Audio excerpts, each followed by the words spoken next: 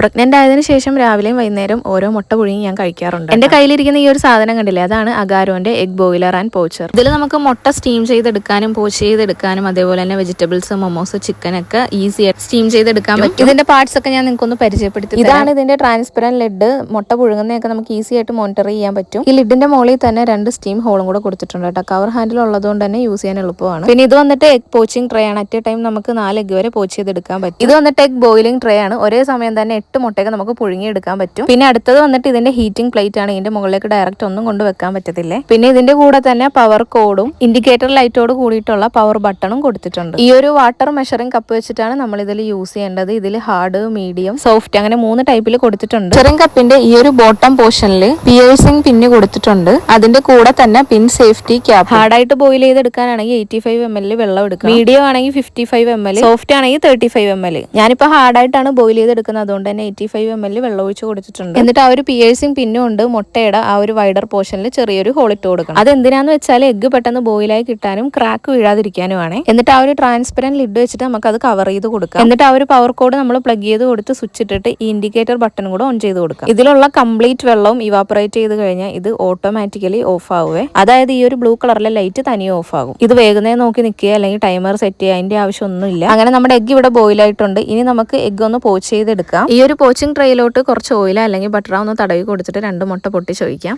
ഇത് പോച്ച് ചെയ്തെടുക്കാൻ വേണ്ടിയിട്ട് ഞാൻ 120 ml വാട്ടറാണ് കേട്ടോ എടുത്തത്. എന്നിട്ട് മെയിൻ യൂണിറ്റിലേക്ക് ഞാൻ ഇതൊന്ന് ഒഴിച്ചു കൊടുക്കുന്നുണ്ട്. എന്നിട്ട് എഗ് ബോയിലിംഗ് ട്രേ വെച്ചിട്ട് വേണം അതിന്റെ മുകളിൽ ഈ ഒരു എഗ് പോച്ചിങ് ട്രേ വെക്കാൻ വേണ്ടിയിട്ട്. എന്നിട്ട് നമുക്ക് ആ ഒരു ട്രാൻസ്പെറന്റ് ലിഡ് ഉണ്ടല്ലോ, അത് വെച്ചിട്ട് നമുക്ക് ഇതൊന്ന് കവർ ചെയ്ത് കൊടുക്കാം. നമ്മൾ നേരത്തെ ചെയ്തതുപോലെ തന്നെ സ്വിച്ച് ഓൺ ചെയ്തിട്ട് പവർ ബട്ടൺ ഒന്ന് ഓൺ ആക്കിയാൽ മതി. നേരത്തെ മുട്ട പുഴുങ്ങി എടുത്ത പോലെ തന്നെ ഇതും ഓട്ടോ കട്ട് ഓഫ് ആകുക. അങ്ങനെ എഗ് പോച്ച് ചെയ്തതും ഇവിടെ റെഡി ആയിട്ടുണ്ട്. ഞാൻ വെജിറ്റബിൾസ് ഒക്കെ ഇതിൽ സ്റ്റീം ചെയ്തെടുക്കാറുണ്ട്. നിങ്ങളെ കാണിച്ചു തരാൻ വേണ്ടിയിട്ട് 2-3 പീസ് കിഴങ്ങിയായിട്ടിട്ട് സ്റ്റീം ചെയ്തെടുക്കുന്നുണ്ട്. അപ്പൊ നമ്മൾ ഇതിൽ പുഴുങ്ങിയെടുത്ത മുട്ടയും പോച്ച് ചെയ്തെടുത്ത മുട്ടയാണ് കേട്ടോ. നല്ല രീതിയിൽ വെന്ത് കിട്ടിയിട്ടുണ്ട്. ഇനി ഈ ഒരു മെഷീൻ എങ്ങനെയാണ് വാഷ് ചെയ്യേണ്ടതെന്നും കൂടെ പറഞ്ഞു തരാം. ഇതിന്റെ മെയിൻ യൂണിറ്റ് ഒഴിച്ച് ബാക്കി എല്ലാ ട്രേയും നമുക്ക് സോപ്പി വാട്ടർ യൂസ് ചെയ്തിട്ട് സ്പോഞ്ച് കൊണ്ട് വാഷ് ചെയ്തെടുക്കാം. ഇത് കഴുകിയിട്ട് ഉണങ്ങിയതിന് ശേഷം മാത്രമേ ഇതെടുത്ത് വെക്കാൻ പറ്റത്തുള്ളൂ കേട്ടോ. ഇതിന്റെ മെയിൻ യൂണിറ്റ് എങ്ങനെയാണ് ക്ലീൻ ചെയ്യുന്നതെന്ന് കാണിച്ചു തരാം. നല്ലൊരു ഡ്രൈ ആയ ക്ലോത്ത് എടുത്തിട്ട് ഇത് നല്ലപോലെ ഒന്ന് തുടച്ചെടുക്കണം. എന്നിട്ട് പിന്നെ ഞാൻ നേരത്തെ പറഞ്ഞ പോലെ തന്നെ വെള്ളമൊക്കെ ഒന്ന് ഉണങ്ങി കിട്ടാൻ വേണ്ടിയിട്ട് ഞാൻ കഴുകിയിട്ട് ഇതെല്ലാം ഒന്ന് കമത്തി വെച്ചിട്ടുണ്ട്. അപ്പൊ എന്തായാലും 500 വാട്ട് പവർ ഉള്ള യൂസർ ഫ്രണ്ട്ലി ആയിട്ടുള്ള ഈ ഒരു പ്രൊഡക്റ്റ് എനിക്ക് എന്തായാലും യൂസ്ഫുൾ ആണ് കേട്ടോ. അപ്പൊ നിങ്ങൾക്ക് മേടിക്കണമെന്നുണ്ടെങ്കിൽ ലിങ്ക് ഞാൻ ടാഗ് ചെയ്തേക്കാം.